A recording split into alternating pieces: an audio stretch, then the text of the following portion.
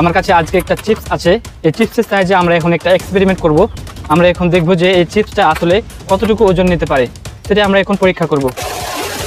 তার জন্য প্রথমে একটি ইট মেপে নিলাম। এটার ওজন প্রায় 2 কেজি 644 গ্রাম। তারপর চিপসটি চেয়ারের উপর রেখে এর উপর একের পর এক ইট রাখতে শুরু করলাম, কিন্তু তাতেই হলো না। তার জন্য চিপসটি আবার চেয়ারের উপর রেখে তার উপর আবার ইট দিতে শুরু করলাম।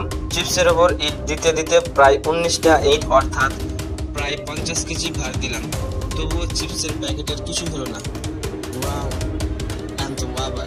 তারপর আবার চিপসটি নিচে রেখে তার উপর ইট দিতে শুরু করলাম, কারণ চেয়ারের উপর চিপস রেখে তার উপর ইট দেওয়া খুবই বিপজ্জনক ছিল।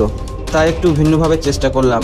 আর এইভাবে চিপসের উপর ইট রাখলে আশা করি চিপসটি এক সময় ফুটে যাবে, কারণ এইভাবে চিপসের উপর অনেক ইট রাখা যায়।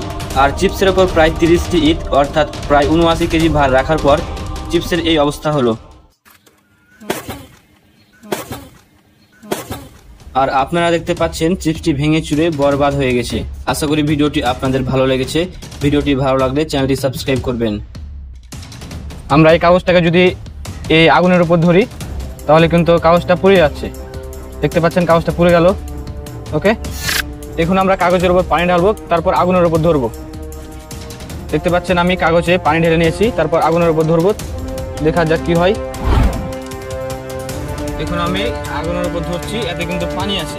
দেখতে পাচ্ছেন কাগজটা পুড়ছে না, কারণ এই তাপগুলো পানিটা শোষণ করে নিচ্ছে। ওকে, দেখতে পাচ্ছেন পানি আছে, আর এই জন্য কিন্তু কাগজটা পুড়ছে না। আমি তাপ দিচ্ছি কিন্তু কাগজটা পুড়ছে না। ওকে, আশা করি আপনাদের ভিডিওটি ভালো লেগেছে। আর আপনারা যদি ভিডিওটি পছন্দ করেন তাহলে অবশ্যই চ্যানেলটিকে সাবস্ক্রাইব করবেন।